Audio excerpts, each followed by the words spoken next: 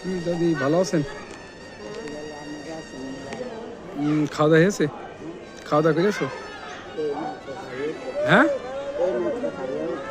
ও কি দিয়ে খাওয়া দাওয়া করলে?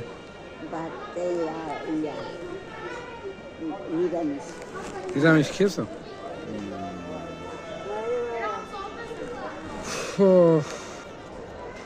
নো, তাহলে কিছু খেয়ে নে। হ্যাঁ, ভালো থাকো। হ্যাঁ, আছে, ভালো আছে।